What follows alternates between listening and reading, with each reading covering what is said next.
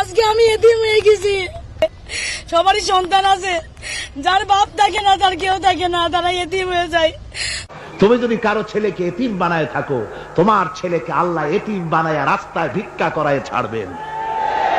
তুমি যদি কারো বাপকে মাকে কাঁদায় থাকো, আল্লাহ রাব্বুল আলামিন তোমার মা বাপকে কাঁদাবেন।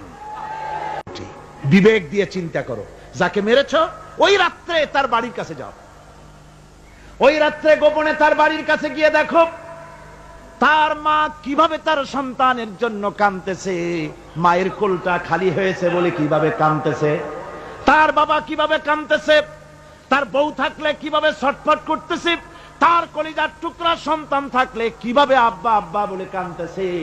যারে গুলি করে মেরেছো একবার বাড়ির কাছে গিয়ে কান পাচা শোনো। মনে রাখো যুবক, সন্ত্রাসীরা শুনে রাখো, অস্ত্র দিয়া মানুষকে যারা মেরেছো, আল্লাহর কসম করে বলি যেভাবে মেরেছো ওইভাবে তোমাকেও নিহত হতে হবে, কোনো সন্দেহ নাই। বাড়িতে গিয়ে ডায়েরিতে লিখে রাখো আমার কথা।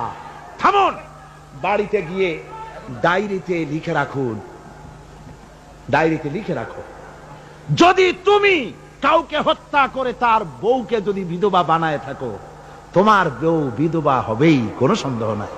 তুমি যদি কারো ছেলেকে এতিম বানায় থাকো, তোমার ছেলেকে আল্লাহ এতিম বানায় রাস্তায় ভিক্ষা করায় ছাড়বেন। তুমি যদি কারো বাপকে মাকে কাঁদায় থাকো, আল্লাহ রাব্বুল আলামিন তোমার মা বাপকে কাঁদাবেন। তুমি যদি বেয়নটের খোঁচা দিয়া, ড্যাগারের খোঁচা দিয়া একটা মানুষকে যদি বুক ফেড়ে থাকো, তোমার বুকটা ঝাঁঝরা করে দেওয়ার মতো অস্ত্র আল্লাহ তৈরি করে রেখেছে। বিশ্বাস করো, বিশ্বাস করো। অননুমোদিত অস্ত্র থানায় জমা দিয়ে দাও, মসজিদে ঢোকো, নামাজ পড়ো, চরিত্রবান হয়ে যাও। তোমাদের প্রতি আমার উদাত্ত দাওয়াত, আমার বুক ভরা দরদ। তোমাদের বিরুদ্ধে আমাদের কোনো বিদ্বেষ নাই, হিংসা নাই, আছে কলিজা বড় দরদ। দেখতে পাচ্ছি জাহান্নামের দিকে যাচ্ছ, এ পথটা কোন দিকের পথ? যারা বলেন কোথার পথ?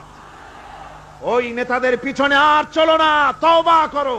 ওই নেতাদের পিছনে আর যাবে না যারা তোমাদেরকে টাকা দেয় আর অস্ত্র দেয়, যারা তোমাদেরকে মদ দেয় আর নারী দেয়, ওদের পেছনে আর চলবে না। ওয়াদা করো। যুবকরা কি পারবে ওয়াদা করতে?